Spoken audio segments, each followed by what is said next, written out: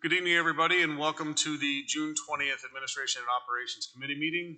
Thank you, everybody, for attending, those online, those in our audience this morning. As far as attendance, I'm seeing everybody is present, so thank you for that.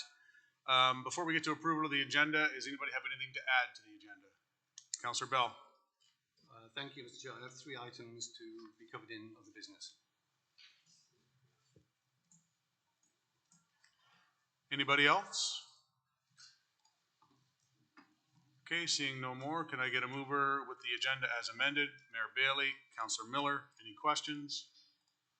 All in favor? Opposed? That is carried.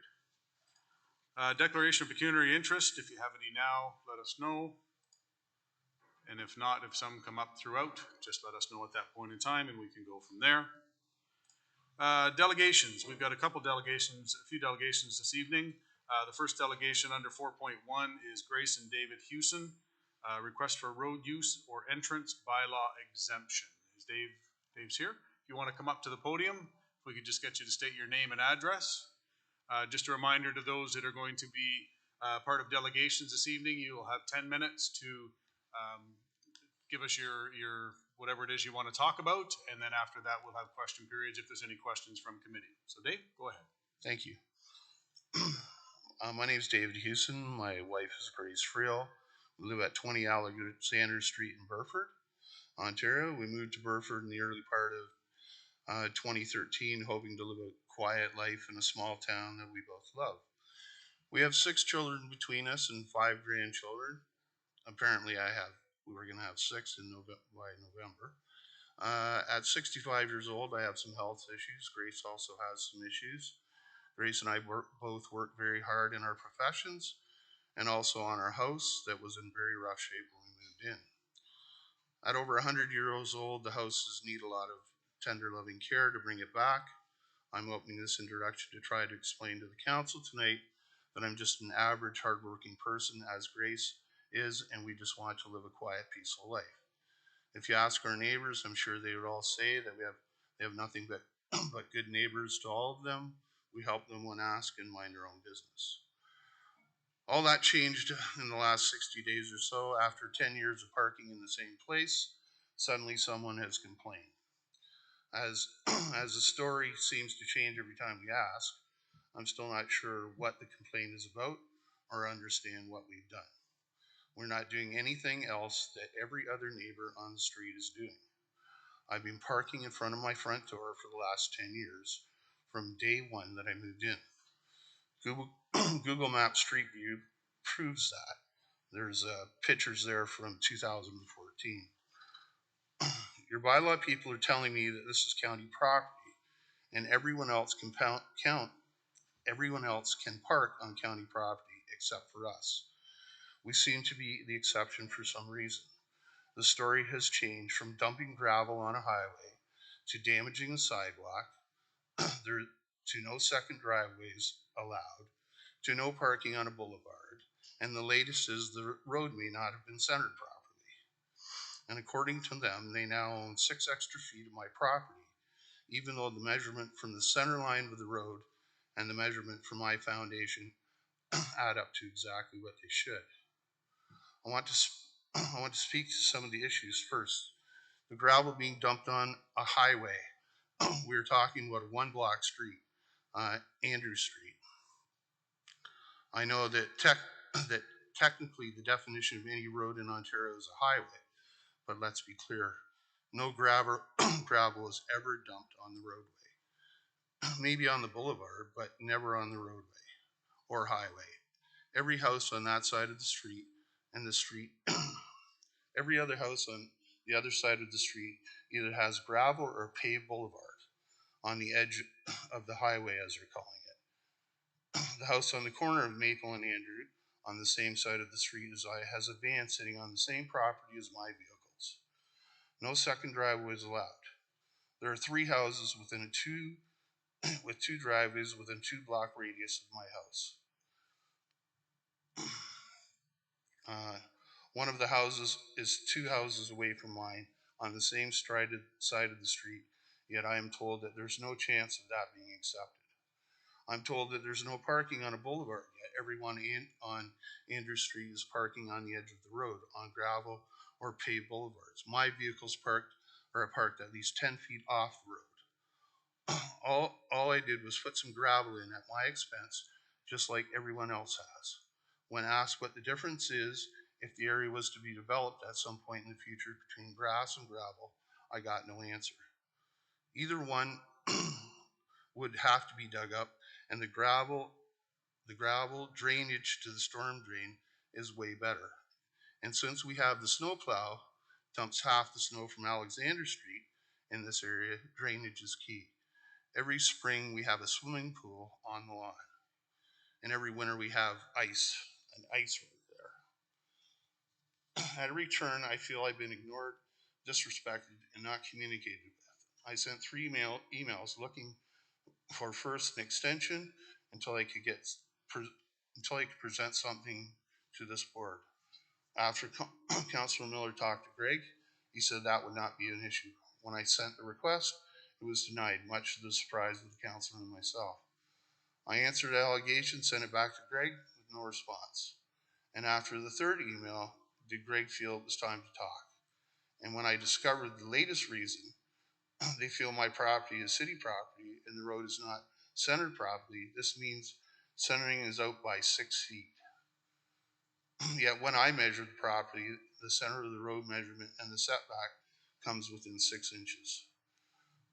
The story changes every time any communication takes place. The city workers would not even answer the simplest of questions: what is the setback? We asked 3 separate employees sent to my house, and none of them could answer that question. Then someone sent more people to our home and drove stakes in the ground and claimed to have done a survey. Yet they admit these employees are not licensed surveyors. I completely disagree with the measurement. According to the measurement, someone has planted trees. According to their measurement, someone has planted trees all the way down the street in the right-hand lane of their highway. As I only have 10 minutes, I'll close by saying we're not asking for something extra or something special. Grace and I just want to have the same rights as everyone else. I was told that the only time these people work on is complaints, or as Greg says, the bylaw department works. The bylaw department is reactive. I've been supervising people for over 30 years. When someone complains, I'm never reactive. I investigate to find the root cause of the issue. Most of the time you find that someone has an axe to grind. I've done nothing illegal, nor have I damaged anything. We just want to park our cars so that I don't have a heart attack bringing in the groceries. All we are looking for is what everyone else seems to have. Thank you.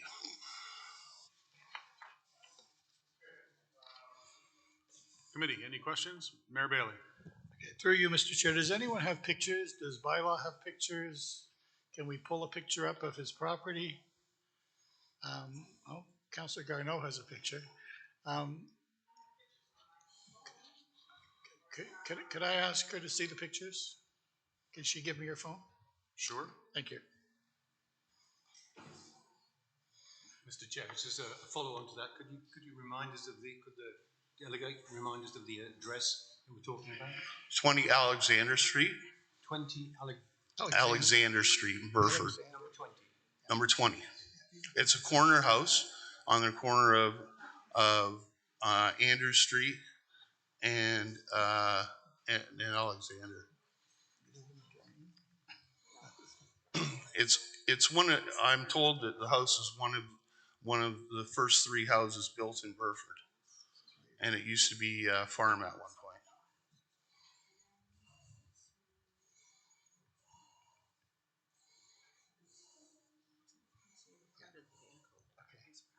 That's great. Thank you. Just while we're, did you get your picture, Mr. Mayor? Yeah, we have it pulled up here too, so we can talk with a little bit more information, I think. Does anybody else have questions for the delegation? Councilor Miller. Just a couple questions for you too, Mr. Chair, to Dave. Dave, where you're parking is considered the municipal boulevard, correct? That's what I'm being told. Okay. But you've been parking there ever since you've owned the house for just over a decade? Yeah, And the people that lived there before parked there for, okay. for who knows how long, yeah. And people down the street also park in the boulevard? Yep. It's very frustrating because, yeah, some people don't know what the municipal boulevard is, and I think a lot of people would be surprised that they're parking there. So just to be clear, you were issued 3 orders from bylaw. One was the first one says basically don't park there without the consent of the county. That's and then Correct. the other 2 is immediately cease crossing the curb and sidewalk by vehicle at the intersection of Alexander Street and West Andrew Street. To be clear, you stopped doing that. I did stop doing that, but again, I've been doing that for 10 years and I never had anybody say anything Okay. to me. So, and then the third thing is remove and legally dispose of gravel deposit on the county of Brant Road allowance and return it to its original landscape state. And you did take out the gravel, put grass. I did take out, yeah, what Okay. my measurement of what the gravel is from the center of the road measurement in. Okay, so of the 3 orders issued, I think you're complying with 2. There's the one of parking on the boulevard. Okay, thank you, Dave.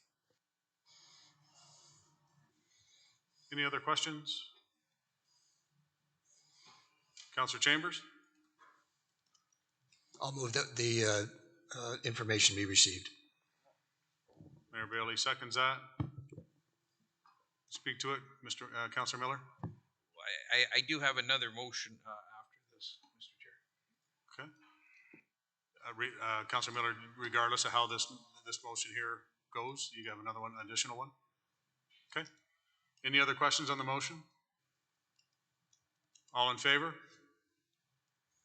Opposed? Motion to receive is approved. Councillor Miller? Okay, I'll present the motion. If I get a seconder, I'll speak to it. But what I'm asking, Mr. Chair, the motion is that the delegation be allowed by the county to park on the boulevard in front of their house, subject to an encroachment agreement, an encroachment agreement with the county. And I can go into more detail if I get a seconder.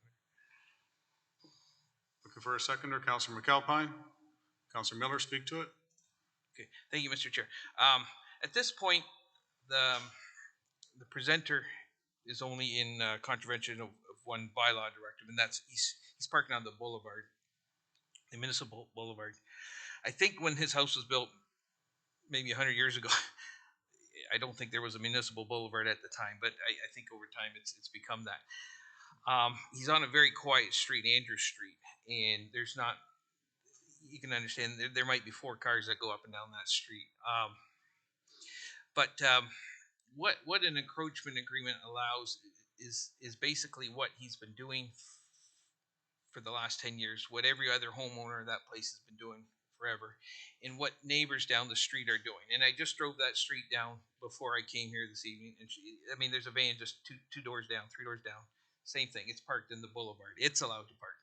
So I'm not asking for special favor for the presenter. I'm just asking that he be allowed to do what he's been doing, and he has reasons for that.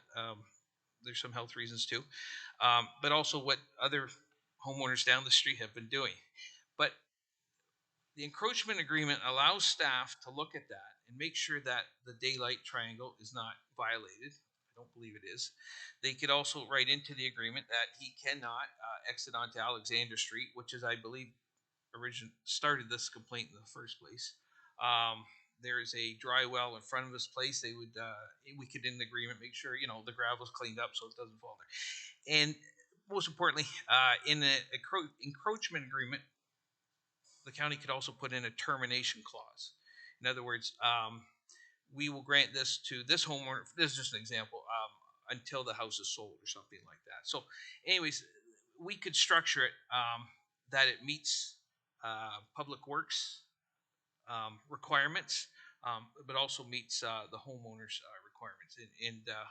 it's a fairly straightforward agreement to write up. It's fairly inexpensive, and I think it would solve every problem that's come up because of this.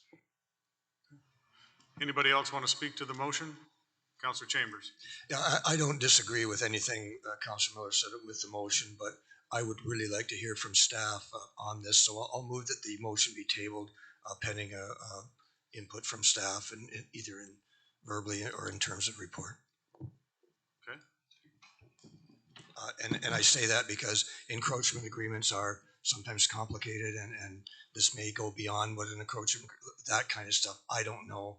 And I'd like to hear opinion and guidance from staff, understanding that I don't disagree with what is being proposed, but we need to hear from staff. So Councillor Chambers, are you talking like one cycle to bring something back, or are you talking a discussion tonight, or what are you looking for? I would table the motion pending a report from staff. Obviously, they can report in one cycle, or they can report later. I don't know. They may want to have time to prepare a report as well. So I'll say one cycle or less. Okay. Okay. So we've got a table for the motion here. Do we get a report from staff? Okay. Any questions to that? Okay, so we're clear here. What we're looking for is a report or some sort of update from staff as to how an encroachment would play out in this particular situation, all the details behind it before we okay, that makes sense. Everybody's good? Everybody understands the motion? Okay, all in favor? Opposed? That is carried. Okay, so Mr. Houston, do you understand what just happened there? Yeah, you're waiting to hear from the staff what their side of this is, basically. No, not necessarily what their side of it is, but to understand how an encroachment would work on your property and all the details Right. of it before we pass it through. Yeah. Yeah. Okay. Okay. Yep. Thank you very much, everybody. Thank you. Okay, so moving on to 4.2, Han Klimstra. On behalf of the residents of Irongate for the installation of a stop sign instead of speed bumps. So again, if you could just state your name and your address, and again, you'll have 10 minutes for your presentation and a question period after that. Thank you.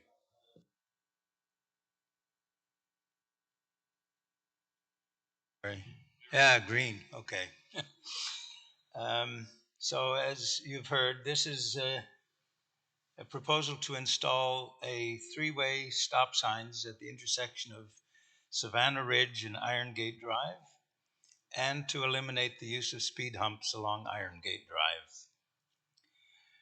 This is significantly supported with a petition composed of residents of Irongate Drive and daily users of the intersection. 45 families have signed the petition. Now, I actually didn't even bother with the people along Savannah Ridge. I didn't canvass them, but they, of course, will use that area as well. I've compiled the signatures on the form, and I have actually left them with the clerk for verification. I propose the simple, common sense, and cost-effective solution of the addition of 2 stop signs along Irongate, as opposed to the annoying speed humps which are unanimously opposed by everyone I spoke to. I suggest the following as arguments for that proposal. Reducing the traffic flow to a total stop at the intersection is primarily a safety concern. As a matter of fact, just prior to coming to council, there was a young chap in a black truck who pretended that it was a racetrack. I've had no way of stopping him, of course, or indicating that's what he was doing. Twice a day, numerous school children attending both elementary schools, Catholic and the public, use this intersection along with the owners, or the parents, who take the very young children directly to the school entrances.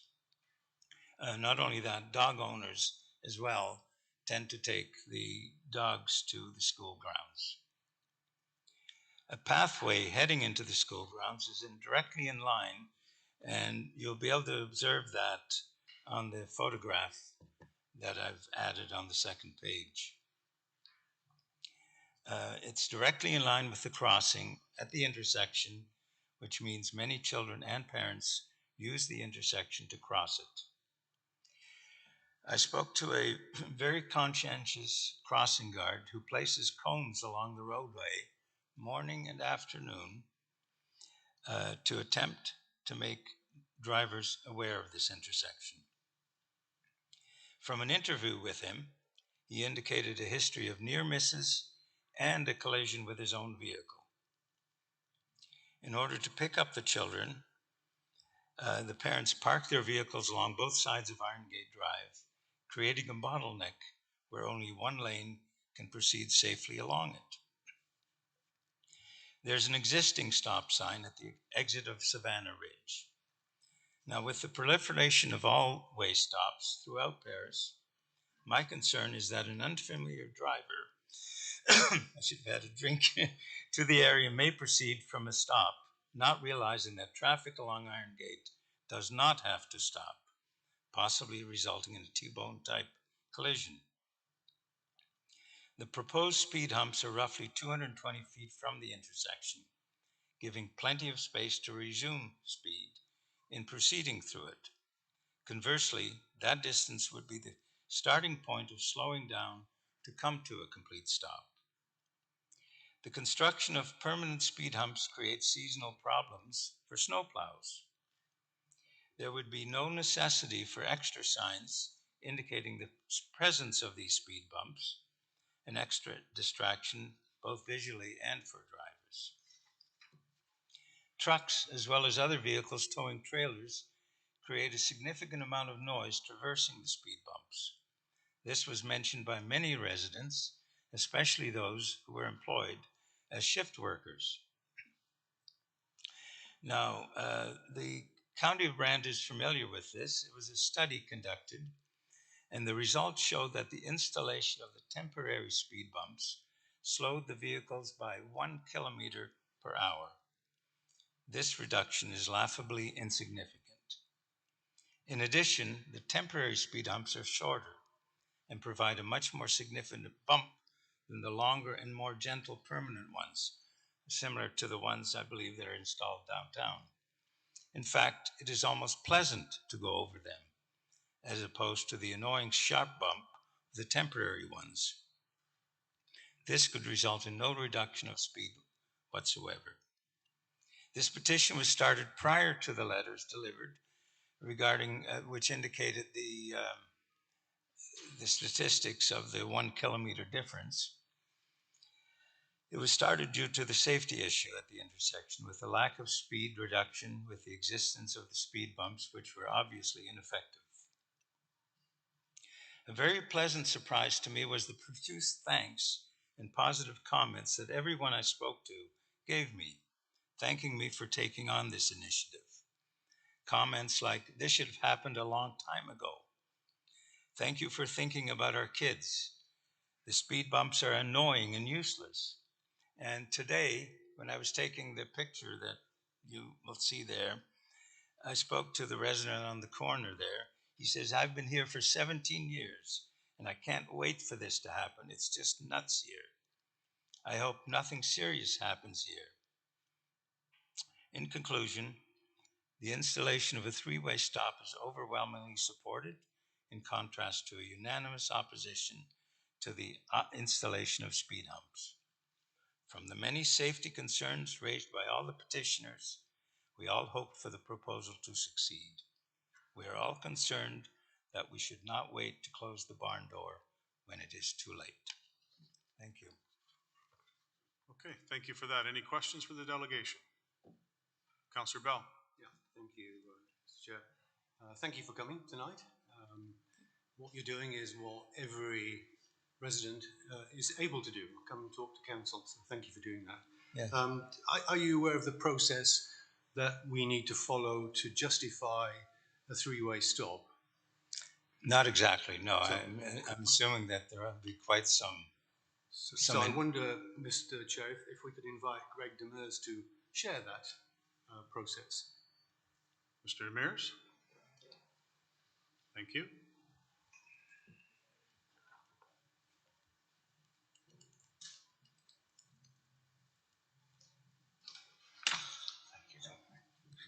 Yes, through the chair, there are warrants that are outlined in traffic manuals that we must follow when placing a stop sign in an appropriate location at an appropriate time.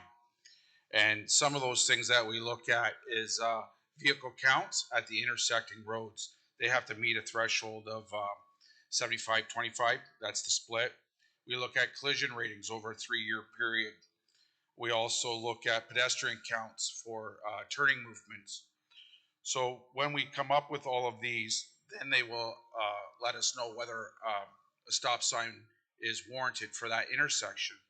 There's been many studies done where unwarranted stop signs have been put in place, and actually they lead to dangerous situations because people will become complacent with it being there and not having intersecting. They get used to traffic not being at the crossroads, then they ignore the stop sign. It leads to collisions between vehicles, and it also leads to collisions with pedestrians.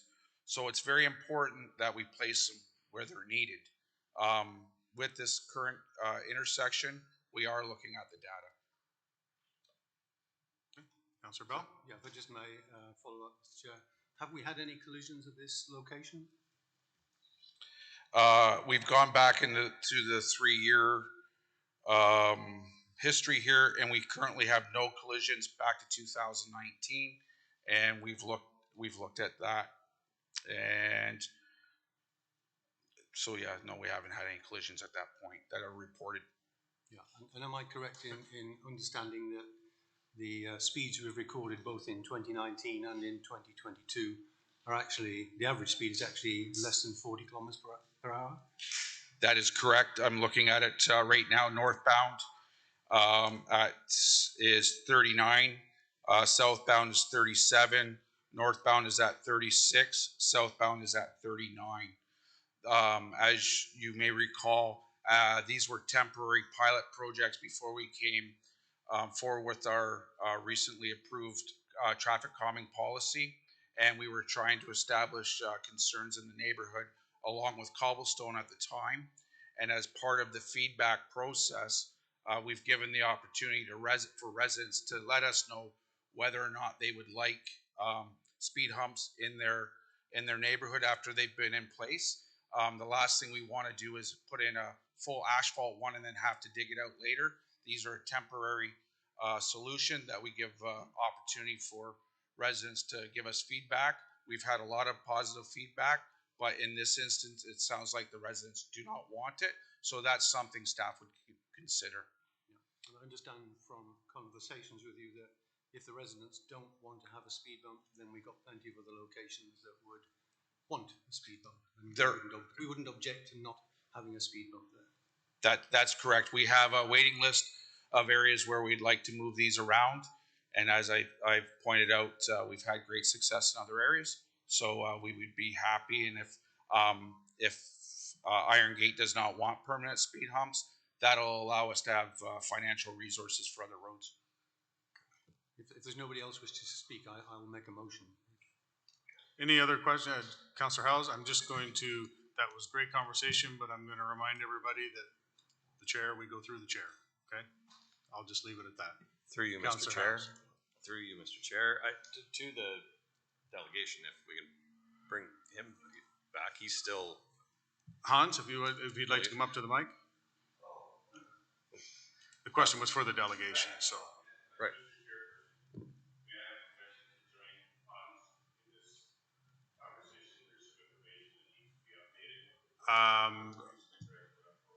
I will have to go to committee on that because you're not listed as part of the delegation. So just bear with me, Councillor Howes. Let's finish this question first, then I'll circle back to that, okay? Councillor Howes, go ahead. Thank you. My question is more about process, and it involves the delegate. We have a lot of residents who contact council one way or another about looking for different speed mitigation related tools and solutions. And the process we normally use is we direct everyone to the Brant Safe Streets website, where we compile information and it's seen by our roads department and it's seen by the OPP and it's seen by council. And that helps us decide future actions. My question for you is, and that you may or may not be able to answer it, but I have to ask it, yourself and the 50 people who are saying we need a stop sign here, have you all taken part of that Brant Safe Streets process in submitting through that? Okay, and I'm concerned a little bit about, we have that process for a reason, and it's to channel desires from the community through a process that we've established. So I'm just kind of highlighting that to everyone involved here, and I'm wondering if that might be part of Councillor Bell's direction. So thank you for your answer, sir. Okay. I'm going to circle back to committee. There is somebody that wants to be part of this delegation. How does committee feel? Councillor Miller. Well, I'll move that they be allowed since we're on the topic. They're here tonight. Seconder to that, Mayor Bailey. Everybody understands what this is about. All in favor? Councillor Chambers? I was just going to suggest that the question should be asked of the delegation if they would object or would require that, because it's their delegation, not ours. Okay. Okay. Just very quickly, because the 10 minutes is already gone, so come up to the podium, please, and state your name and address.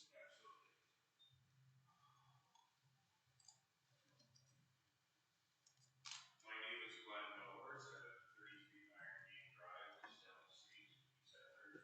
Is that just 1 second? Is that mic on? No. Nope, it is There now. we go. Sounded good in my ears. Okay, Glenn Mellors, 33 Iron Gate Drive. A couple of things that I just wanted to bring up. Number one is, we're not saying no to the speed bumps if we don't get a stop sign. Our druthers was to get a stop sign. Number two is, I'd like you to take a look at the study again, because something happened in 1929 when the first study was done. And that's this thing called COVID. And what happened, you may not realize the connection here, but when COVID hit, the school board no longer allowed the kiss and drop locations at Cobblestone School. Therefore, there is no way to drop your children off at that school safely. What you have to do is park on Iron Gate Drive and walk your children to that school. The cars are double parked. I'll personally allow them to park in my driveway because it's so dangerous. And I invite each and every one of you, you're welcome to come to my house at 8 o'clock in the morning and at 3 o'clock in the afternoon and sit in my driveway and witness what we're talking about. We've created a very unsafe situation. We have a crosswalk with no stop sign. We have a crossing guard that has gone out and purchased on his own safety cones that he has to put 30 to 60 meters up the street to warn people that they're approaching the stop sign. That's all I want to say. I just felt it was necessary to understand what changed in 2019 to what's happened today. And that's a whole other topic. But right now, we cannot go on the school grounds with our vehicles to pick up or drop off our children. Thank you for bringing that forward. Thank you very much, gentlemen. Okay. So, any other questions to the delegation? Seeing none, Councillor Bell, you had a motion.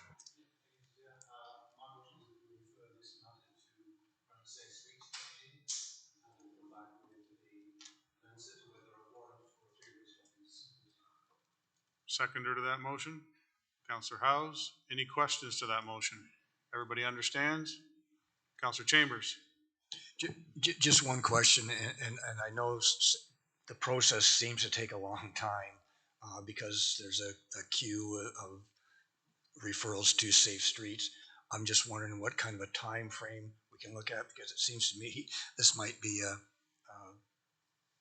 an important thing to move forward, but Just not one that second, any Councillor Bell. warrants. Greg? We may get that answer right now, Councillor Chambers. Through the chair, actually, some of these gentlemen have already reached out when this letter went out, so we started the process. So we have been collecting data all the way along. We collected it in 2019 and 2022, so we have that data already. The one piece that we were missing was the turning movement count. We have the collision study. We're just missing the turning movement count, but we scheduled that 2 weeks ago. It's going to happen in the school year. I don't like to put out when it's going to happen, but it is coming up shortly. So we could probably have an answer within one cycle. School year is 10 days. That's we're yep, for sure. Yeah. So you're on. Yeah, we are on it and we are taking all the residents' requests, and we're trying to move this stuff forward. And then if any of the residents that have signed this petition would like to reach out to me and discuss the merits of speed humps over stop signs, I'd be more than happy to make time for that, because there are some in-depth studies that have taken place. Thank you, Greg. So you're good with that, Councillor Chambers? Okay. Councillor McAlpine to the motion? It's just a quick question, and I'm not sure if it's appropriate here or not, but I'm just wondering, is there any timeline when they're gonna allow the kids to start being, to access or the school grounds with the cars for pickup and drop off in the near future? Yeah, I don't know that we could answer that here. Yeah, that's No. what I'm saying. No. 'Cause that makes a big difference too. But, okay. Any other questions? So we do have a motion on the table, the second, to put this to Branch Safe Streets. It appears we might be able to get it back in one cycle. Everybody's good with that?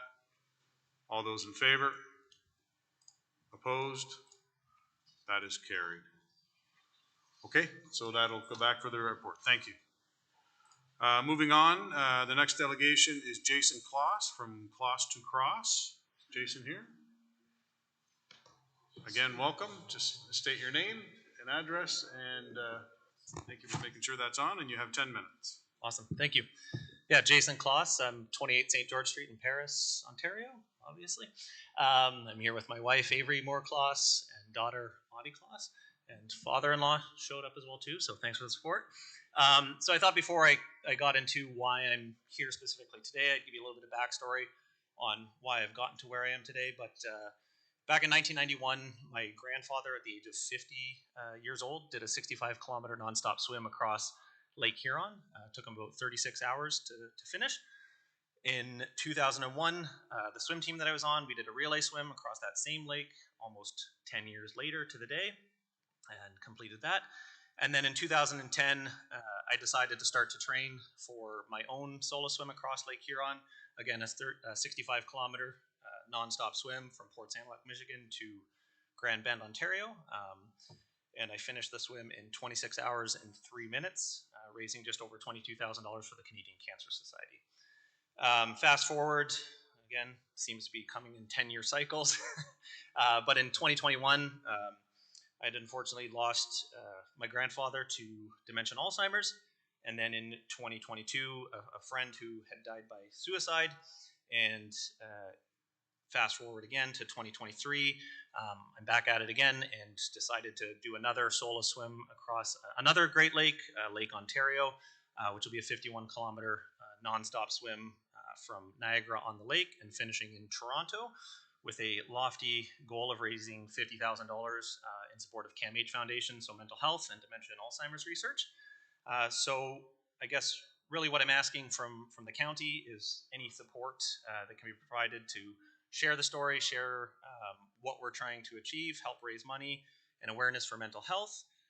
And again, it can be monetary, newsletters or online, access to spaces for training. Currently I'm training in the YMCA in Brantford. So it adds an extra 45-minute drive in and out of town. So if there's a possibility to have access to the outdoor pool in Paris, or even doing a fundraising event at the pool where I could swim for 8 hours and people could come and donate and participate. And then also open to any other suggestions that any of you all might have to help us reach that goal of $50,000 and raising awareness for mental health and CAMH Foundation. So with that, I guess turn it back to all of you with any questions or comments. So, so for clarification, you swam across Lake Huron in 22 hours. 26 hours and 3 minutes. 26 hours. Yeah. That's amazing. That's awesome. Thanks. I'm tired just thinking about that. Questions from committee. Councillor House.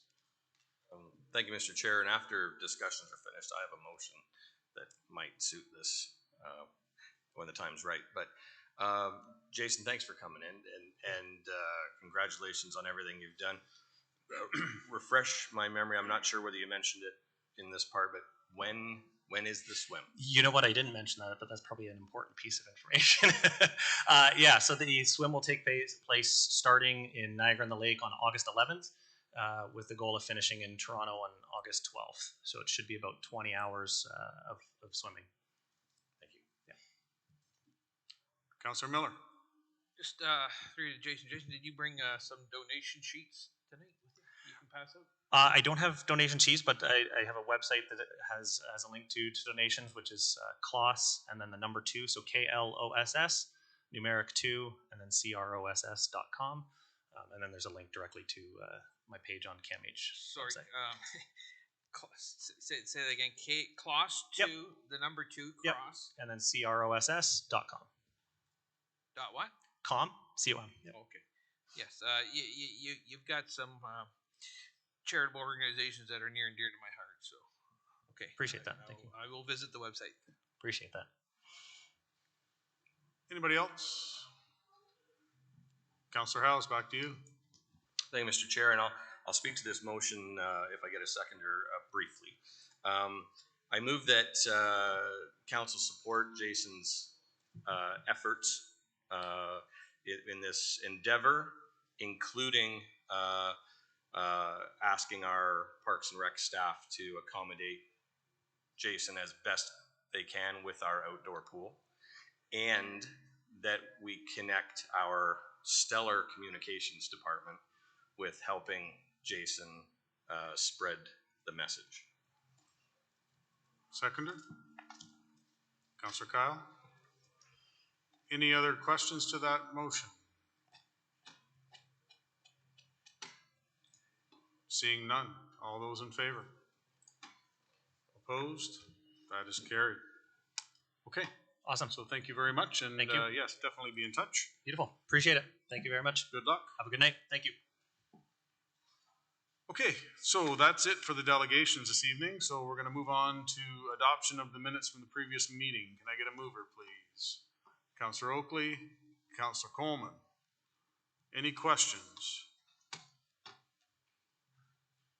Seeing none, all in favor? Opposed? That is carried. Business arising from those minutes, anybody? Seeing none, moving on. Consent items. We've got a few consent items here to be approved. The first is RPT-0296-23, vehicle for hire. Can I get somebody to move it to get it on the floor? Councillor Miller, Councillor Oakley. Any questions on this one? Councillor Miller. Just a question of clarification. In the analysis portion of it, it says only one transportation network company is operating in the county of Brant and contributing to the fund. What's the name of that transportation network company? Who can help us out with that? Mr. Bergeron, please.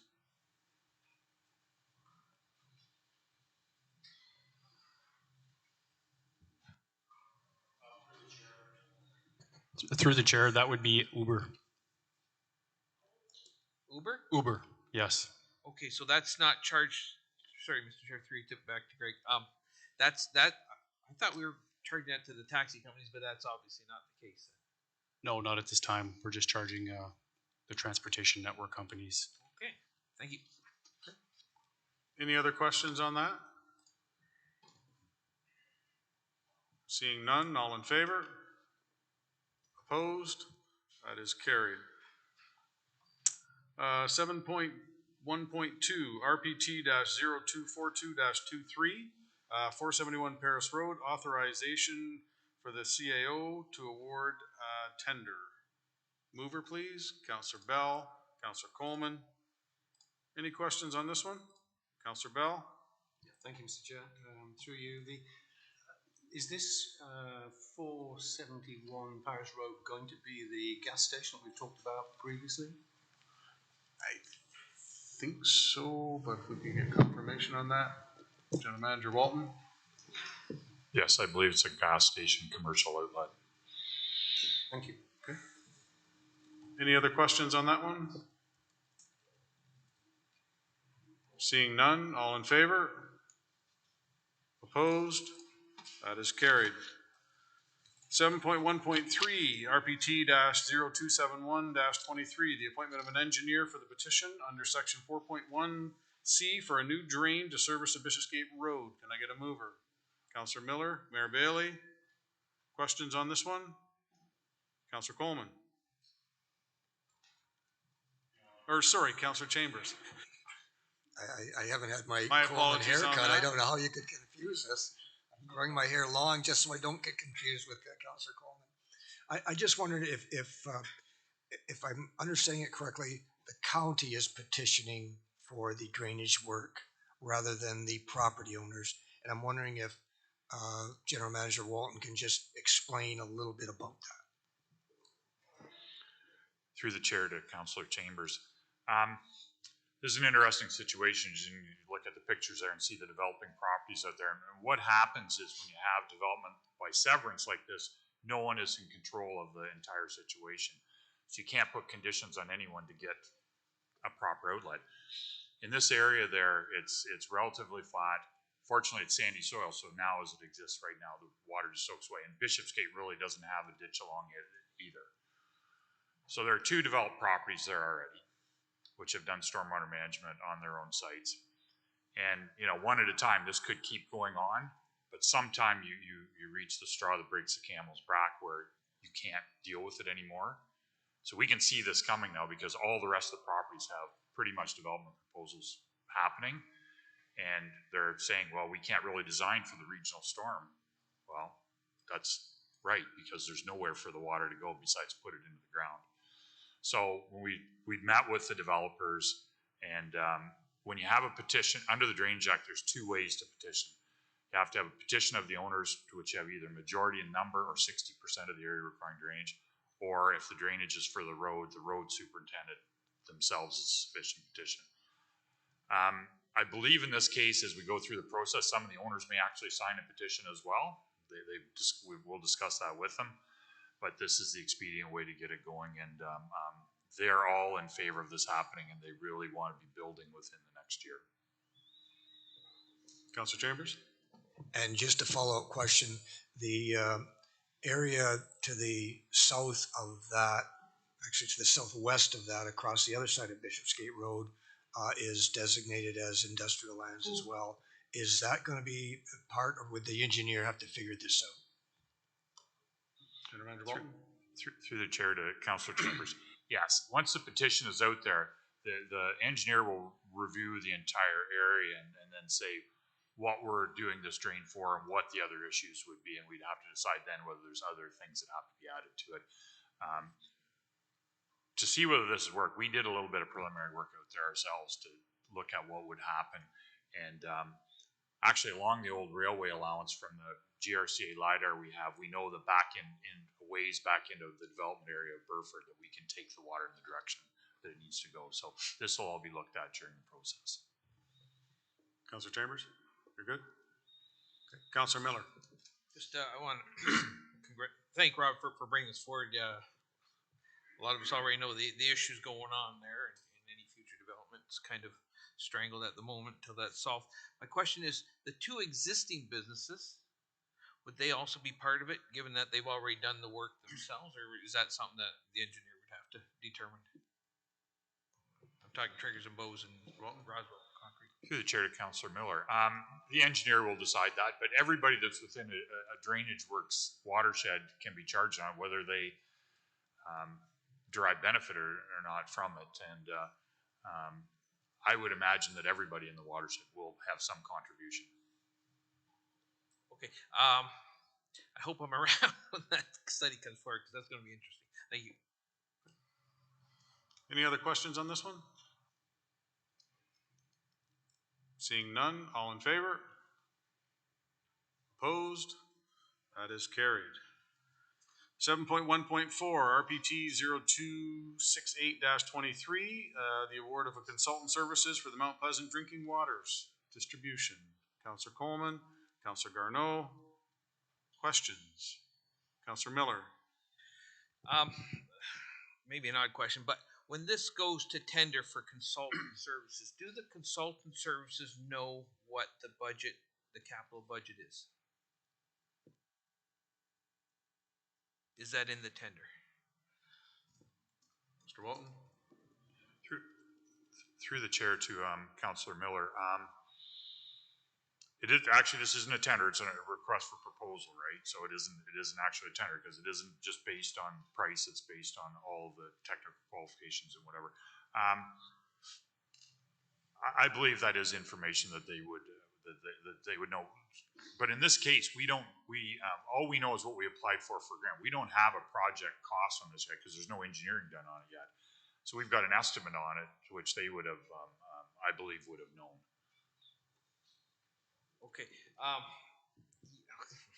won't get into it too much, but it just seemed odd that their bid was 13% exactly of the project cost. So, and usually engineering costs they're 10 to 15% of a project cost.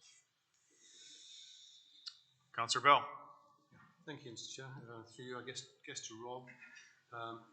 My understanding is correctly that this is for the detailed design for $465,000. In the economic impacts, we talk about the majority of the project being funded partly by federal, partly by provincial, partly by the county. Are we funding the whole of the design as the county?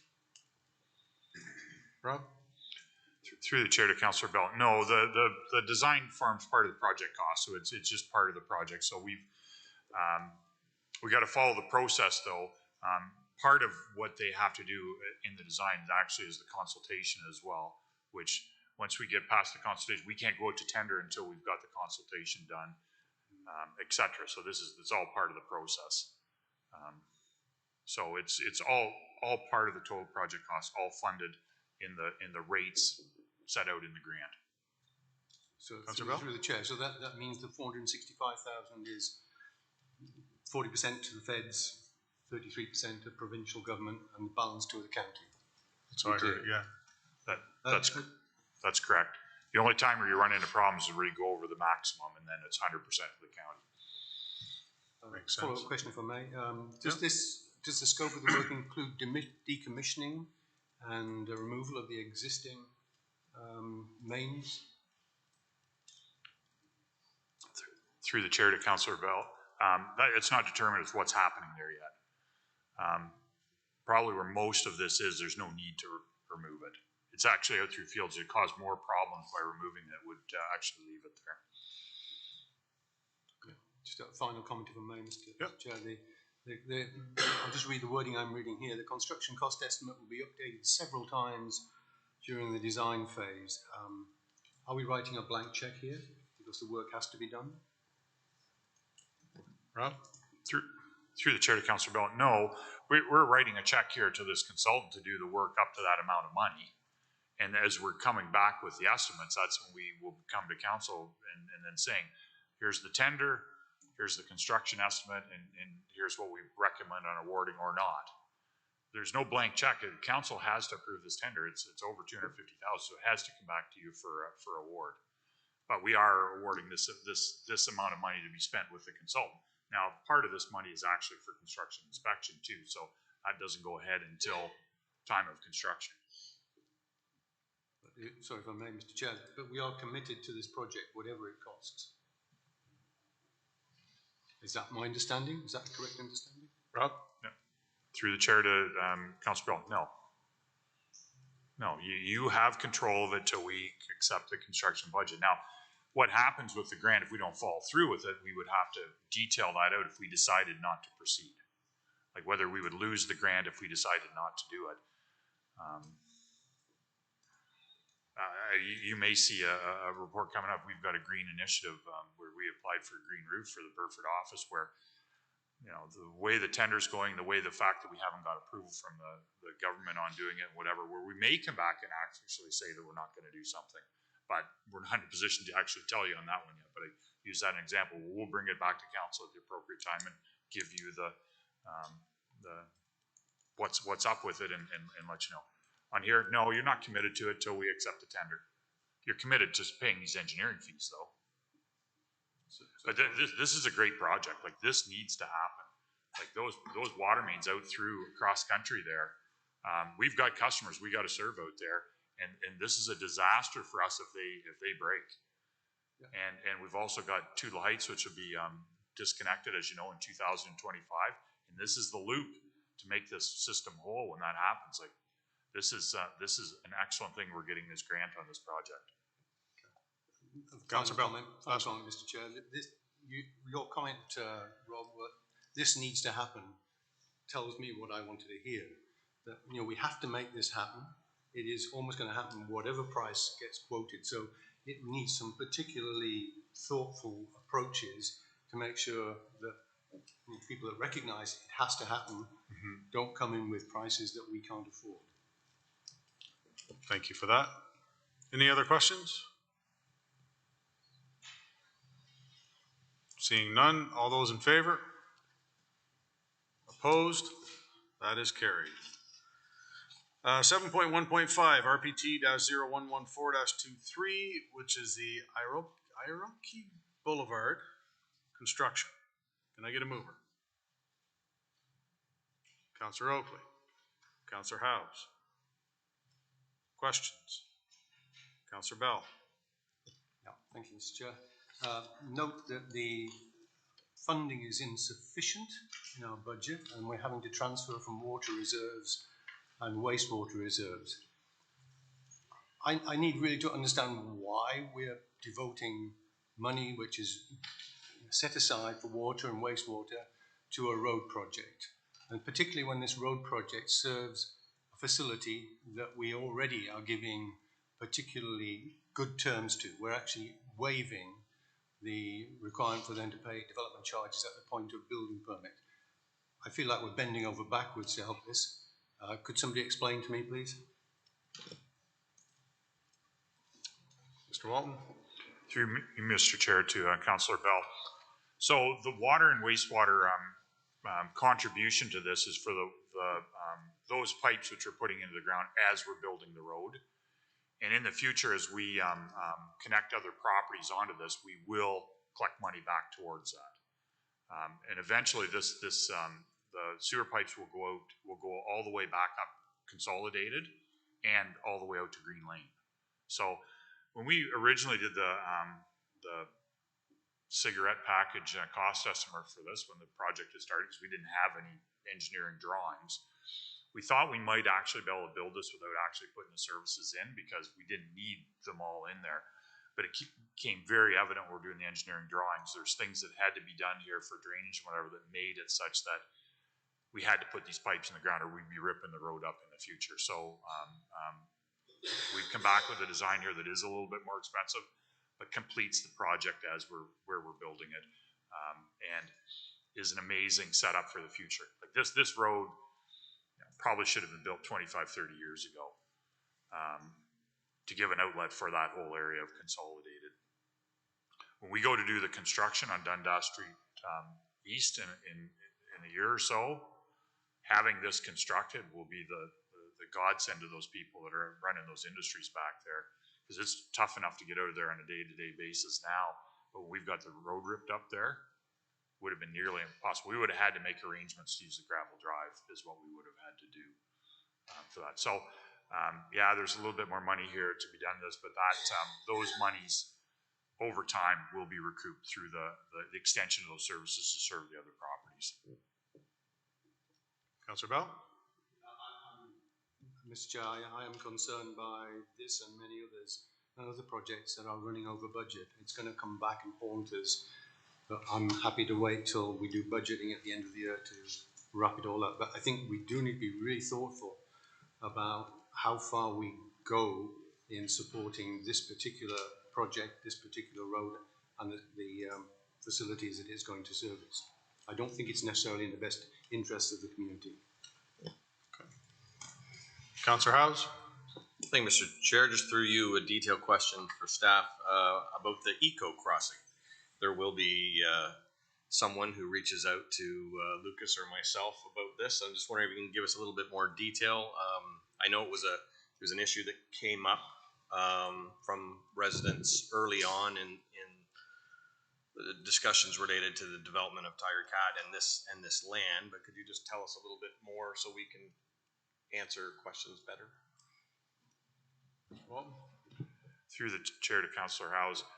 So again, a little bit of a cost increase because of this. We didn't realize this was required when we did our initial estimates, but and all the environmental work was done here. It became obvious that there are wetlands on either side of the existing drive, and that this will be an environmental improvement once this crossing is done. So there needs to be a drainage crossing. It'll be designed as this eco culvert. Don't ask me all the details of what's in that, please. But it will be, for the environment there and the critters that want to cross underneath there. It'll be designed for them. Councillor House? Quick follow up on the critters.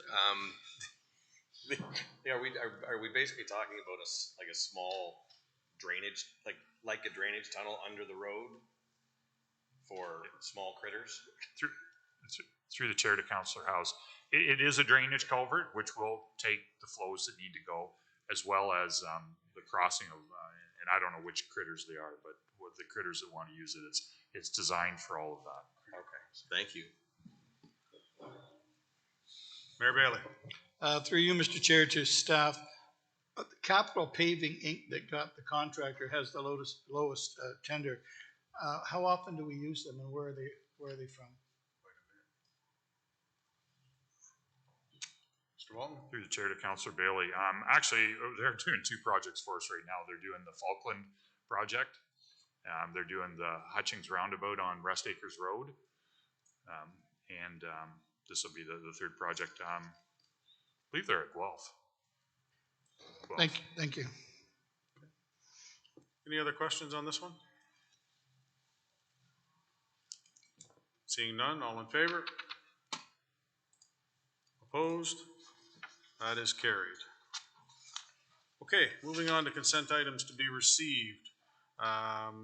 There's 6 of them there. Does anybody have any questions or want any of them pulled? Councillor House? Thank you, Mr. Chair. I'm just double checking something here very quickly. Is the downtown master plan part of that consent list? No, that's separate, right? I don't believe so. Yeah, okay, thank you. Okay. Then- Seeing none, I'm looking for somebody to move them all at once. Councillor Coleman, Councillor Chambers. Any questions on any of them? Seeing none, all in favor? Opposed? Carried. Committee reports, 8.1, Community Safety and Wellbeing Committee Report, minutes of 2023. Let me put that on the table. Councillor Bell, Councillor Kyle. Any questions on that? Seeing none, all in favor? Opposed? That is carried. Accessibility Advisory Committee Report, minutes of June 12th. Can I get a mover for that? Mayor Bailey, Councillor Oakley. Questions on that report? Seeing none, all in favor? Opposed? That is carried. Tourism Advisory Committee Report, minutes of April 6th. Can I get a mover? Councillor Kyle, seconder. Councillor Oakley. Questions on that? Seeing none, all in favor? Opposed? That is carried. Grant Heritage Committee Report, June 1st. Can I get a mover? Councillor Howes, Councillor McAlpine. Questions? Seeing none, all in favor? Opposed? Carried. Sports Hall of Fame Ad Hoc Committee Report of June 6th. Can I get a mover? Councillor Kyle, seconder. Counselor Oakley, questions? Seeing none, all in favor? Opposed? That is carried. Staff reports, 9.1, reallocation of Canada Community Building Fund. Can I get a mover? Counselor Bell, Counselor Miller. Questions on this report? Heather's just waiting for a question. Any questions? Seeing none, all in favor? Opposed? That is carried. 9.2, John Noble Home, request for additional funding for Bell Court 40-bed addition. Can I get a mover? Councillor Coleman, Mayor Bailey. Questions? Councillor Miller. How do I express my frustration in the form of a question? Let me think about it. I will say, and I think we all recognize that the 40 beds are needed. Certainly take some pressure, hopefully, off the hospital. It's an interesting report from Heather in that it started off with 600,000 not that long ago. We're now up to $6+ million. I guess my question is to anybody on that committee: is the John Noble Home? Have they done anything to help lower the costs? Are we going to see another surprise later in this year? I just want to know that these costs are under control and what's being done about it, because they seem to be ballooning quick. Who can answer that? Councillor McAlpine? Take a stab at it. So what we've done now is we've hired a contractor to actually work with the John Noble Home to look through the pricing so that we have a more accurate number to work with. So I think it's BDA is the name of the company, and they came in at... Excuse me, Councilor McAlpine, can you just pull your mic closer, please? So they came in at one of the lowest management prices of the ones that made proposals for us.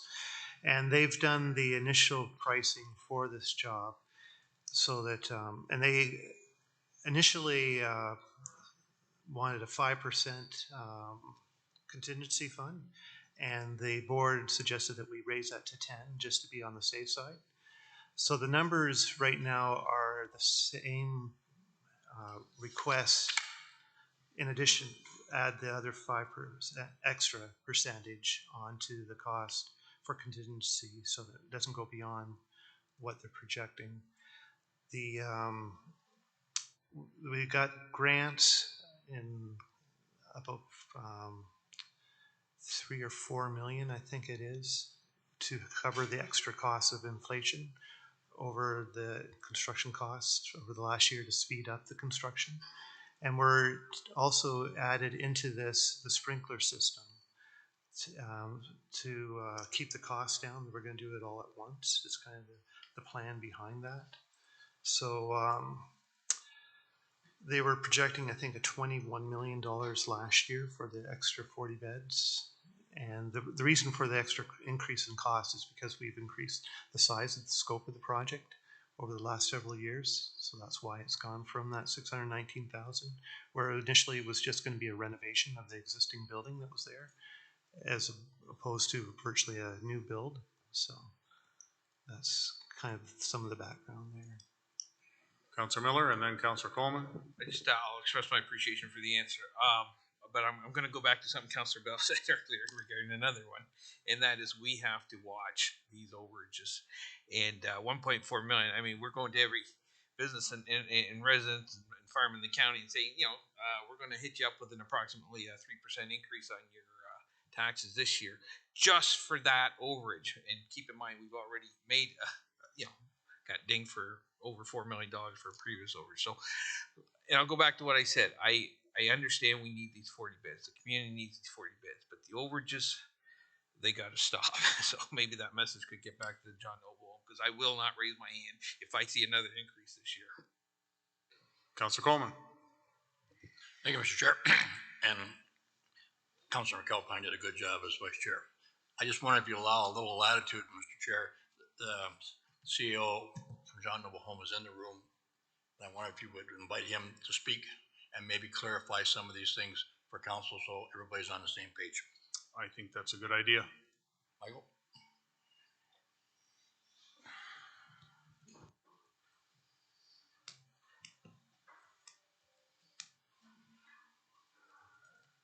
Just get you to introduce yourself, and then you've heard the conversation that's gone on here.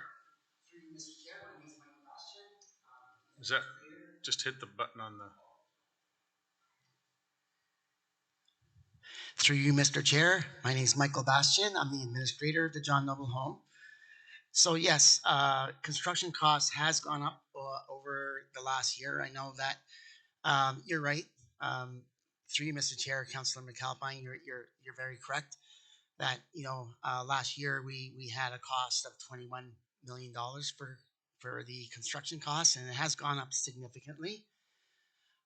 However, we did get a grant from the ministry as part of the CFS funding program, and that grant would be applied as part of the $35 per day per resident funding that we get extra on top of the funding that we already had, and that was contingent on putting shovels in the ground by August of this year, which we're well on track for that. The cost of supplies and over the pandemic, the shipping cost, gas, that all adds up to extra costs for building supplies, and I think that had an impact as well. We're lucky to have the extra funding. The extra funding gives us an extra $3.2 million to minus from these capital costs. So I think there's great opportunity.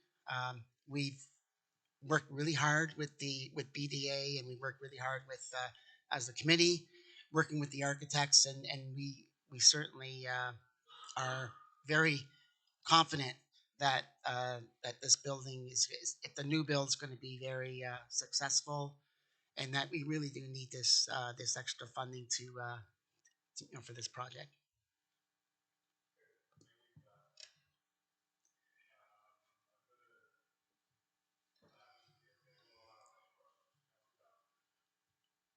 Yeah, thank you, Mr. Chair.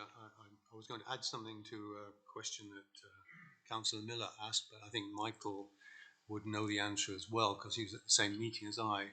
I asked the designer of this facility, what are the comparable costs of similar facilities per room across the province?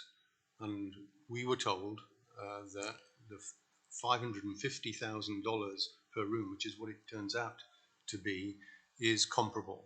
So we're in the right ballpark. So it's a frightening number, I have to say. For 550,000, you can buy an awful lot somewhere else, but that's the going rate for this kind of construction. And I don't know whether that makes you feel any better, Councillor Miller, but it just gives you a sense of, it is an expensive business. Any other questions? I appreciate that. I appreciate that information, and I'm sure if we built a new hospital room, they'd probably be a little bit higher. So cheaper to do it here, Michael. But like I say, we gotta watch our overages because we are running thin here at the county. Other questions? Thank you. Okay, so we do have a motion that we moved, seconded. There's no further questions to the motion, so I'll call the question. All those in favor? Opposed? That is carried unanimously. 9.3, RBT-021, Watts Lane, surplus declaration. Committee approved. Councillor Howes, Councillor Oakley, questions on this one? Councillor Howes? Yeah, thank you, Mr. Chair. Through you and on that subject, I just wondered if staff would allow us a minor editing of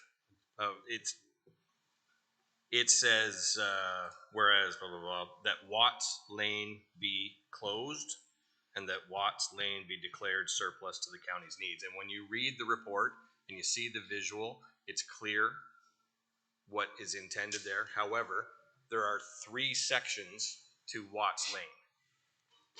And the other 2 sections that are basically a gravel laneway and people have driveways off them is not part of this. So my only request and question is, can we just adjust it so it says a portion of Watts Lane be closed? Or potentially between Spruce and Bridges? Or some, this is just something, because as you know, Mr. Chair, when I first read the agenda, I was quite alarmed, so, thanks. Zach? Through the chair to you, Councillor Howes, I think, you know, we'd be dealing with the legal description when this comes back as a bylaw for council to make this happen. So I don't think there's any actual reference to Watts Lane in the bylaw. It is just strictly that legal description. You're good with that, Councillor Howes? Yep, thank you. Okay. Any other questions on this? Seeing none. All in favor? Opposed? That is carried. 9.4, RPT-0292-23 for CIP 97 Grand River Street North. Mover, please. Councillor Oakley. Councillor Kyle. Questions?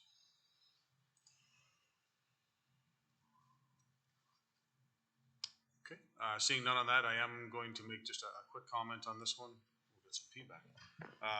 This should have been with us before. Oh, there we go. Thank you, Councillor Howes. Should have been with us before this, but I'd actually asked a question about this particular sign because the first drawings we saw of it, it appeared that you were going to have to kind of do one of these when you were walking underneath of it. But we've been given the information that it is going to be, we'd have to have, you know, Wilt Chamberlain walking underneath of it. It is going to be high enough and it won't be sticking out far enough. So that's why it's a little bit late coming, because it should have been, I believe, last cycle with us. So just a little recap on that. It's moved, seconded, no further questions. All in favor? Opposed? That is carried. Okay, Councillor Howes, here's your downtown master plan. RPT-28286-23 downtown master plan design. Can I get a mover? Councillor Howes, Councillor Oakley. Questions? Councillor Miller. Thank you, Mr. Chair. I guess we're going to Adam because Adam's the author, and I got 3 questions. First one is you talk. Okay, I'm going to quote you from the report, and then I'm going to ask you if it means what I think it means. So you talk about accessibility of the built environment. Are we talking accessibility for people in wheelchairs and whatnot? Through you, Mr. Chair, yes, Okay, that is so correct. that's the accessibility we're talking about. Okay, that's good. Second question. And I'll quote, you said, elements important to the overall Paris flood mitigation strategy. Okay, Paris flood mitigation strategy. And then you talked about individualized cost estimates for each aspect. Obviously, accessibility would be one. I'm guessing Paris flood mitigation strategy would be another aspect.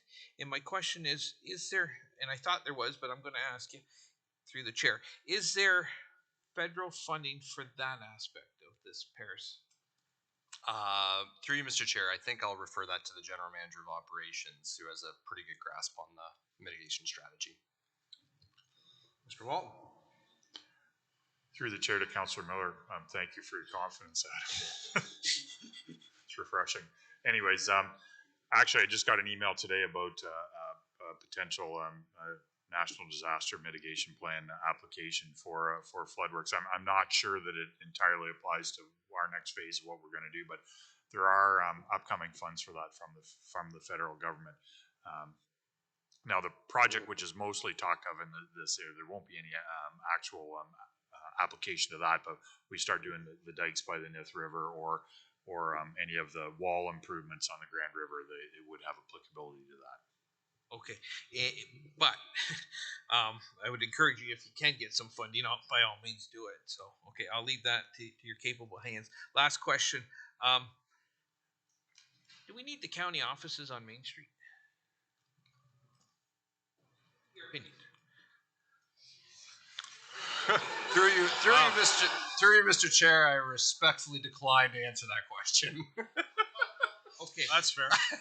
It's not part of this process. And the reason I'm asking, there's going to be some building behind us. Don't know what, and I don't know if the county should be taking up valuable real estate. Okay, fair enough. It'd be a question for council at some point in the future, but I think it should be something that looked at because, like I said, I don't know if we need to be using valuable real estate on the main drag. That's all I'm saying. So, and if we are building and we're reshuffling and we're looking at staff and all that, and some people work remotely, it might be a good time to look at that whole thing.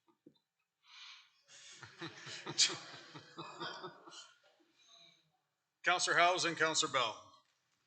Thank you, Mr. Chair. Through you to Adam, just a couple of questions, and I know there will be some community concerns about changing the parking to parallel to curb, and I've heard it from personal friends and relatives in the area, and I'm always quick to remind them that other beautiful communities across southwestern Ontario, including Cambridge and Perth and Stratford, Niagara-on-the-Lake and Bracebridge, they've all figured it out. They can parallel park. It may be a bit of a learning curve here, but I'm confident that we can adapt to it. I'm also conscious of the fact that municipal, Councillor Miller raised the issue of accessibility and questions about it. Municipalities have a responsibility by 2025 to make spaces compliant with AODA regulations, and that includes, for us, it includes needing a wider sidewalk in order for there to be ramp access up into some of these stores that are 6 inches off the ground. Correct? Through Mr. Chair, yeah, to the best extent that we can accommodate that, Right. we will. And a wider sidewalk, I walked up and down Grand River Street before the meeting today, just seeing sort of the different grades. There's challenges, and I think we'll be able to meet those with a broader construction project. But yes, to the best extent we can do that, we have to and we should. Yeah, right. And if I can continue, Mr. Chair, through you, and I've been kind of in a humorous way trying to explain to people we need a wider sidewalk, and it's going to be easier to change the way the cars are parked than to move the buildings all back 6 feet. So my question for you specifically, though, is and some of us 3 or 4 years ago saw some drawings of this, and I trust that the downtown master plan in its detail can be seen somewhere on the county website.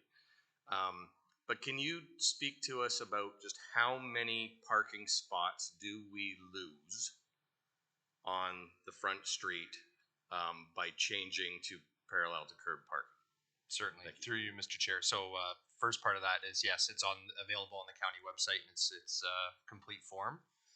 Secondly, so within that document, within the master plan document, it outlines there's currently 59 spaces between William and the Nith River Bridge. 9 of those are between the Nith River Bridge and Mechanic Street, which are currently already parallel. So there's 50 in that block between Mechanic Street and William. And again, in the master plan document, it outlines 34 spaces in that. So it would be a conversion of about 50 angled spots to 25 parallel spots. One last comment, Mr. Chair. That's right. So we lose 25 parking spots. Correct. But we've picked up between the former OPP station and the use of neighboring properties. Yes. We'll say we've picked up between 75 and 100 spaces since we last talked about this subject.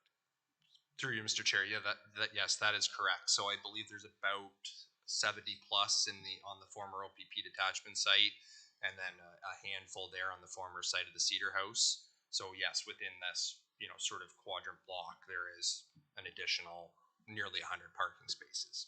Okay, thank you. Yeah, thank you, Mr. Chair, through you. Adam, in the report you say the master plan represents an opportunity for the county to improve the functionality of the downtown and be a leader in fully inclusive public realms. I'm fully supportive of that sentiment. I've got a few concerns. You also go on to say the plan was adopted in October 2019, and since then things have changed. Quite a number of things. I mean, the police station has gone. We thought we were going to use it for one purpose. That purpose has now changed again. The whole idea of a multi-story car park seems to be uncertain. So my concern, overarching concern, is that I doubt the public actually know what our master plan looks like anymore. And I think it needs to be refreshed, and we need to state what has changed, and we need to show them what we're doing. I don't think we're in any position yet to say what it will look like, but I do think that what you're suggesting to deal with Grand River Street between Mechanic and William Street is an essential. It's got other reasons for doing it. So I fully support that we do it, and I fully support the change from angled parking to parallel parking. I would even go further. I would say take the opportunity to create the facility for delivery, drop-off, because that often is a real problem for people trying to deliver to our stores. I have to say, I'm just going to go off topic for a second, Mr. Chair, if I may. I was walking the dog the other day down past the dental centre, and I saw this 53-foot truck go down past me. It shouldn't have done. And then it pulled up outside Rexall's, and it did a turn in the road. I was just completely lost with this. I mean, this is lost in there's so many things that were wrong about it, but it just illustrates the challenges of getting to our downtown if you're a delivery agent, and we shouldn't miss the opportunity when we're doing that. I would like it confirmed that the traffic study that we have as action number 19 in our master transportation plan will be conducted in this same time frame, because I think there's no point in tearing up the road and not being sure about what its purpose is going forward. The traffic study should inform us. It should tell us that we're making the right choices about what the road should be. And it should also inform us about whether we should have a completely alternative system. And I've banged on about this before. Is there an opportunity for a one-way system around town? Because we have very large roads parallel to Grand River Street and Mechanic Street and William Street, are very wide roads. Is there a way of alleviating the problem? I think the traffic study should address those things. And sorry, one more thing. The proposal to work with other landowners, I think, is an absolutely smart proposal. In sort of informal conversations with some of these landowners, they want us to approach them. They want to work with us. It's seldom you have that opportunity to get people who want to work with you for the benefit of the community as well as for their own benefit. So we should not miss that opportunity. But I think we need a timeline by which we bring forward again a downtown master plan which reflects all of that. And maybe it's the end of this year, maybe it's into next year. I'm not sure what the date would be. Thank you. No, I think the comments were fine.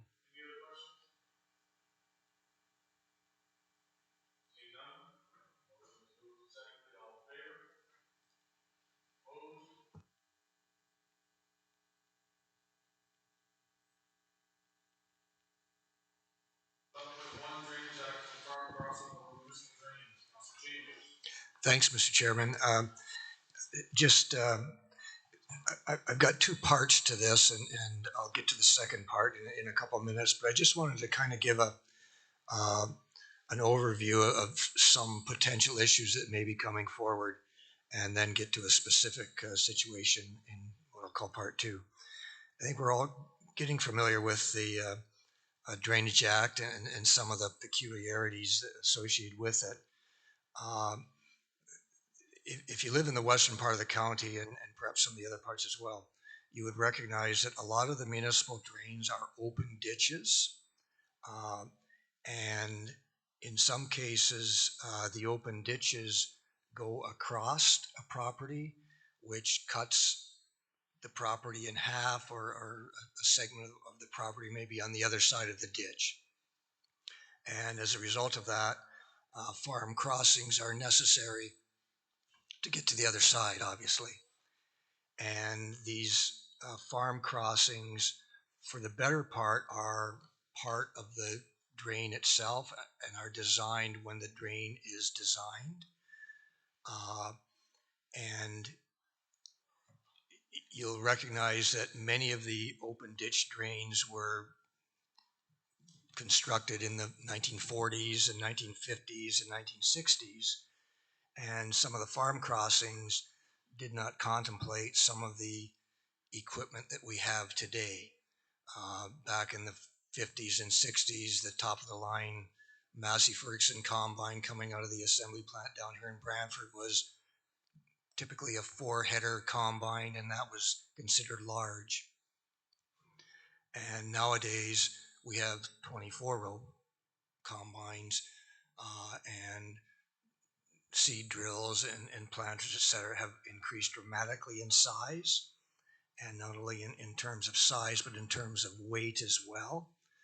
So some of the farm crossings that were designed back in the 40s are somewhat inadequate for today's farm equipment to be crossing back and forth. And that creates some concerns if you've ever driven a combine that's 4-wheel drive and the front tires are bigger than the back tires of the old combines. You kind of hold your breath when you're going across these crossings. A few years ago, the Drainage Act was updated to allow maintenance and upgrades to these farm crossings to be done outside of what the normal process for adding to or constructing drainage ditches. In terms of time prior to the updates, you would have to go through, if you wanted to improve your farm crossing, make it longer or perhaps sturdier, you would have to go through the Drainage Act in terms of engineers report, etc. The farm crossing is part of the drain, and farm property owners can't monkey with them because it's part of the drain. So fast forward that again to today, where the Drainage Act allows maintenance to be done and perhaps upgrades to be done on farm crossings, recognizing that time is important in situations like this, and it can be done a lot faster. The problem arises, and the issue arises, on who pays for these upgrades or who pays for the maintenance on these farm crossings. And there's two schools of thought, and the Drainage Act is a little bit vague and ambiguous on this, and municipalities kind of develop their own philosophies on this. One school of thought is that the farm crossing is for the benefit of the farmer who has the property where the farm crossing is located. So that school of thought says if that farm crossing has to be updated, then the farm property owner should pay for it. The other school of thought is that the farm crossing is there because the drain is there, and the drain is to the benefit of many property owners on the assessment roll. So perhaps if upgrades are done on parts of the drain, then it should be assessed according to the construction schedule or the maintenance schedule, maintenance assessment schedule. So is it the farm property owner, or is it billed to the drain itself in terms of that? And that has become an issue in some situations, and that leads me to part two. And there have been a couple situations that I've been approached, one in particular that I'm not going to get into because it is invoices have been issued, and it's an in-camera issue is what it is. So I just wanted to outline the theory of farm crossings before I get into the in-camera situation, and I just like to give notice to the clerk that I would like to perhaps schedule an in-camera session to deal with a specific situation that has arisen. Now, that may not be necessary to discuss because the situation is being looked at by our staff as we speak, and that may be resolved. But basically, it's an issue of who pays for what and what costs, etc. So that's my presentation, and again, I'll give notice that there will be perhaps an in-camera session where staff can present and perhaps a property owner who has asked me to ask the questions, perhaps they can be here. But that's my presentation, Mr. Chairman, and keep in mind that drainage ditches that were dug in the 1940s are in many ways inadequate as it relates to farm crossings, and in some cases dangerous, and in some cases need to be upgraded, and it could be an upcoming issue. In addition to that, there are some farm crossings that aren't part of the actual assessment schedule on municipal drains, and it gets a little confusing. So again, the Drainage Act is a little bit vague and ambiguous, but hopefully we can resolve some of these issues as they come up. And that's my presentation.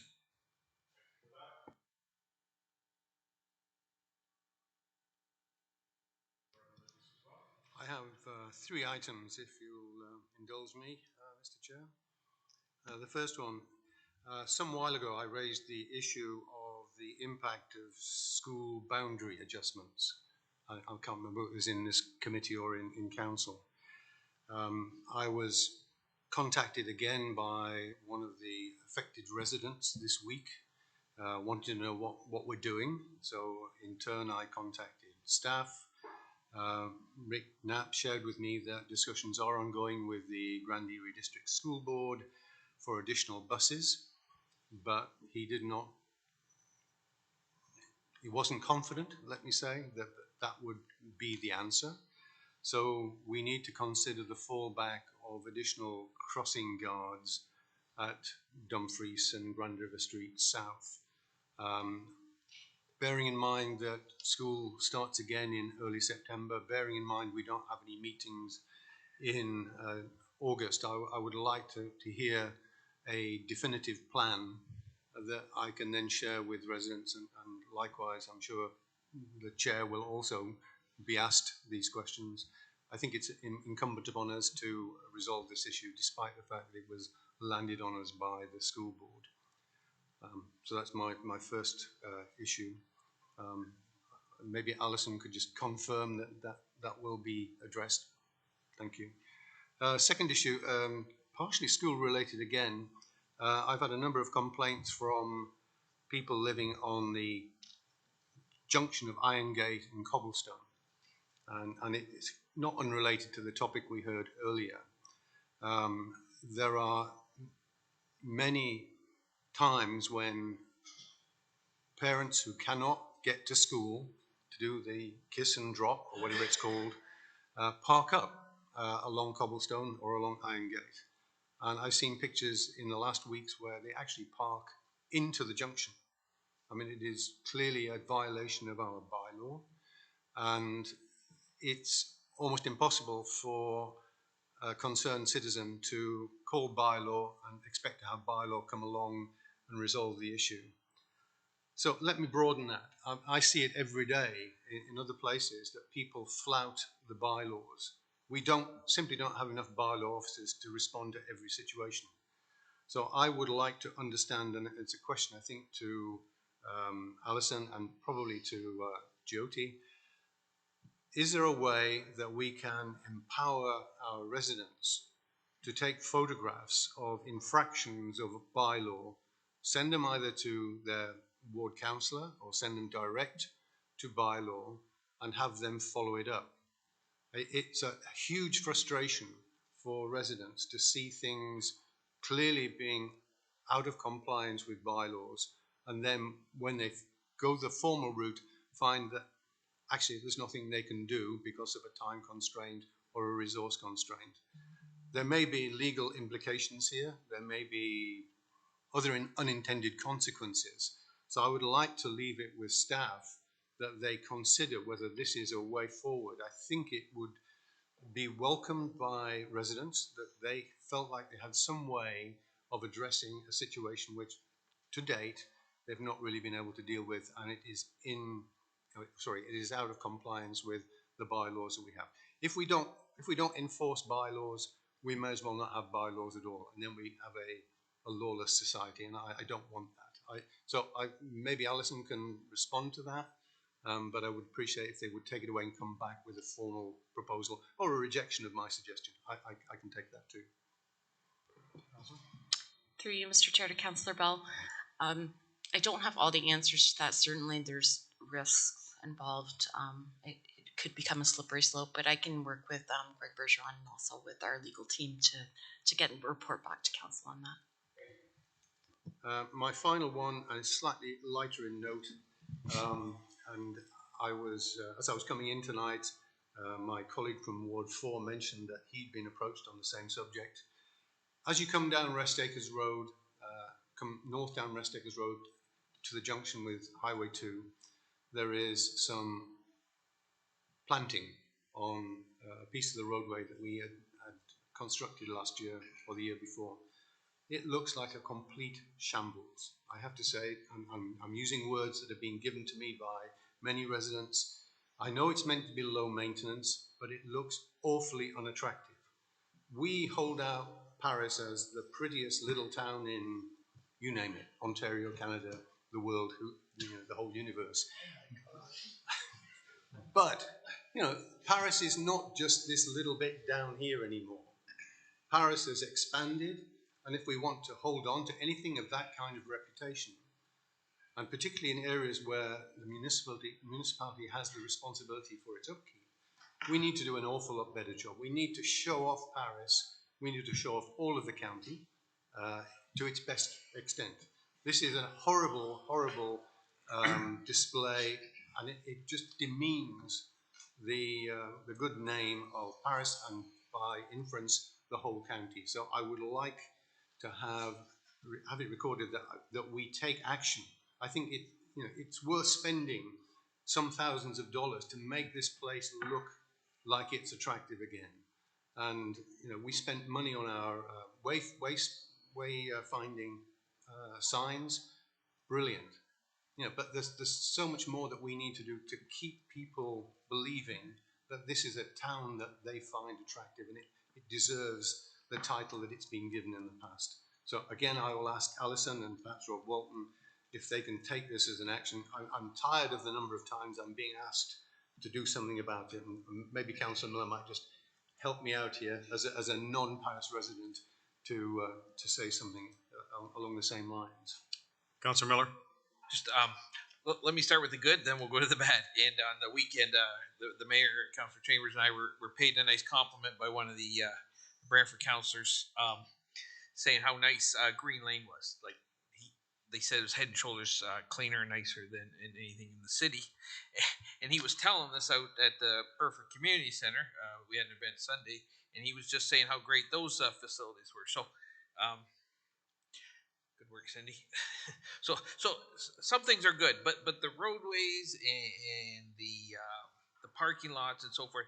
I know it's not always easy. I understand that, but sometimes the grass and whatnot, it does look a little bit derelict on occasion. And again, that's not my word. That's a word of a couple of the people I've talked to. So if I'm getting calls about it, I can only imagine what some of the parish councils are getting. Okay, thanks.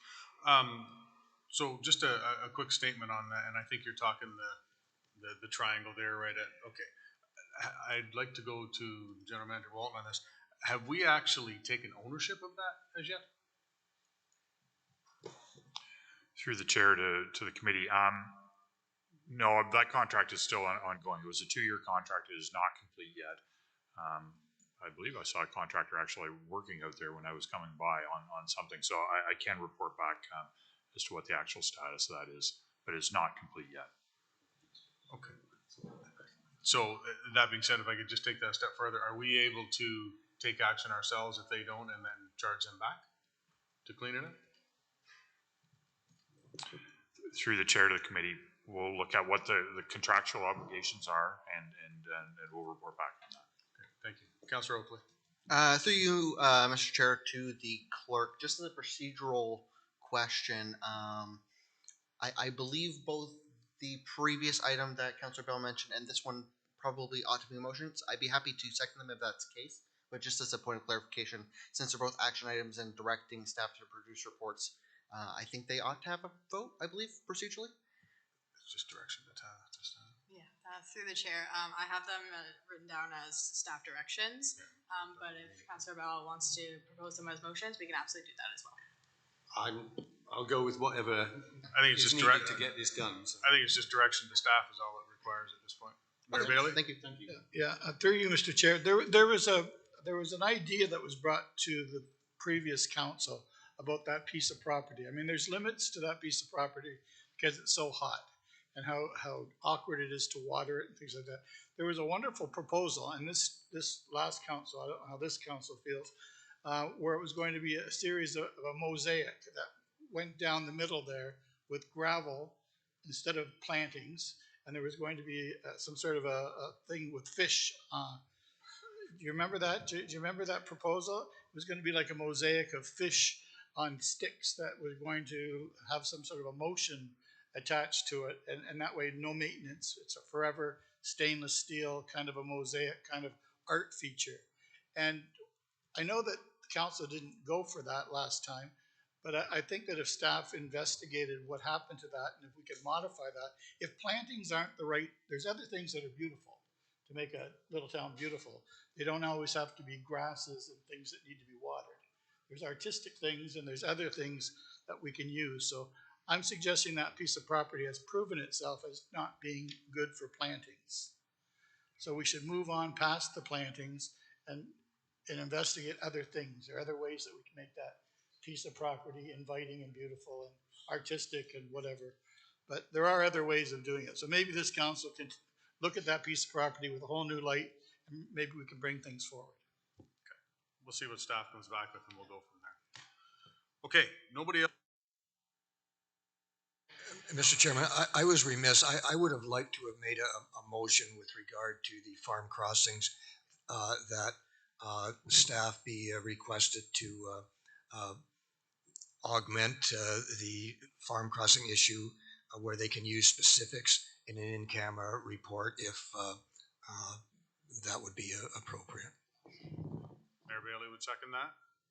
Okay. Everybody's clear on that? All in favor? Opposed? Carried.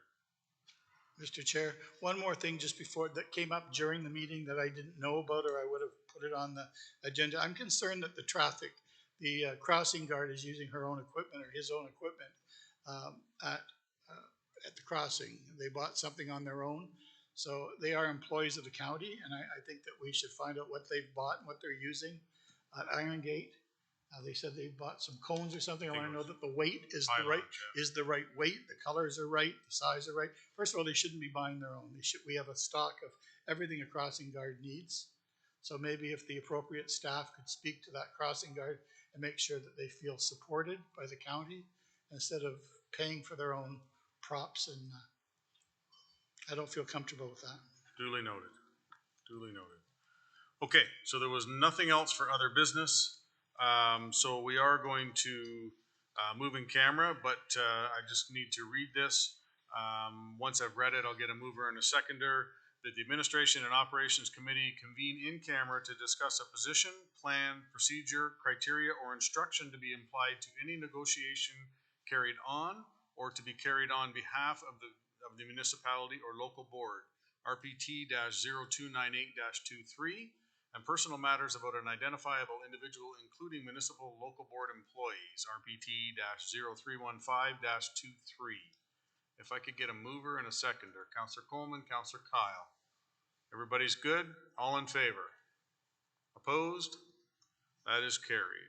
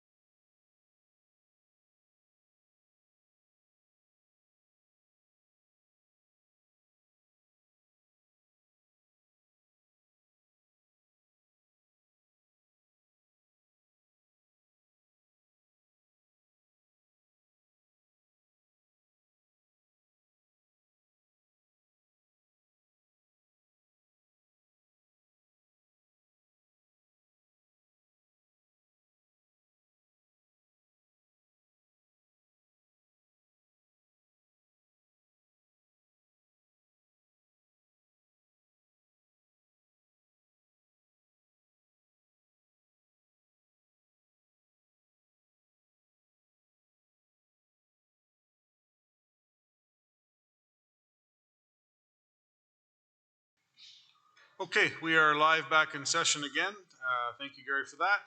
And I don't see anything else on the agenda other than the adjournment, and the next meeting is July the 18th. So, motion to adjourn, Councillor Coleman.